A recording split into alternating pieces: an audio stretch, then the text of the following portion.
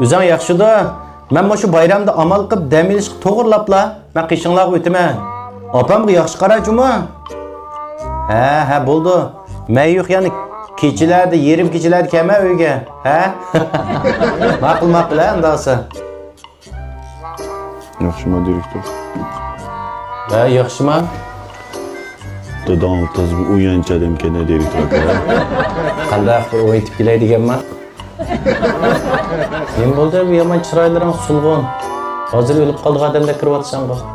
Şu direktor şu dadamning mijozi yo'q şu. Uxlasam qopanmayaptimi deydi. Harg'inlik his qilyaptimi? Tutgan qo'yg'inimni faqat esimda yo'q. Shunda bir harg'inlik hech ketib bordi deydi. Unda o'zi yaxshi ekan-ku. Hozir hech kimni so'raysan. Sen turib teni olmamsan. Lekin şu odam o tekular tushmaydi deya shu. Yomon qiltaq qildim.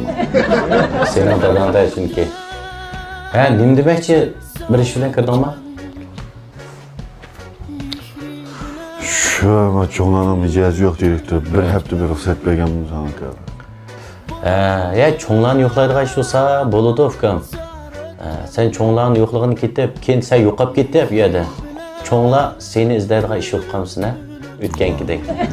Bu akamda olmaydi. Beriblar shpinlayotgan qilmay, uningki dadamdan bir parcha rasm tushib laqib. Evet, aka.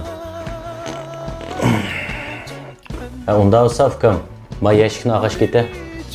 Nima aka bu? Meni pumunchalimda bir bolla batdi işte. G'uljiq mağdigan yük taqlağız ekitimiz deb. Naqshulup Mush yeshing ukam qanday yashayotgan sen mush kallam bilan. Nefes yaşatmıyorum işte. Mavaga qara, yük taq emas, men so'g'atma, tushundingmi? Abiyam sen deding-ku, dadam harg'in, charchaydi. Ruhsiz da'vatatding-ku. He?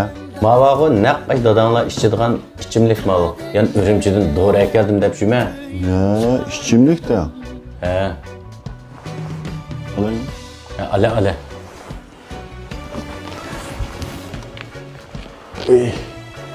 Chaqanaroq bojima. Dadang sen bag'it seni unutib bo'lmsin, boshqalarni balam deb. Siz yaptığına direktör özümü çoğunlara hoşetmeyin. Dadamın dursun bir tal geçtim. Anam,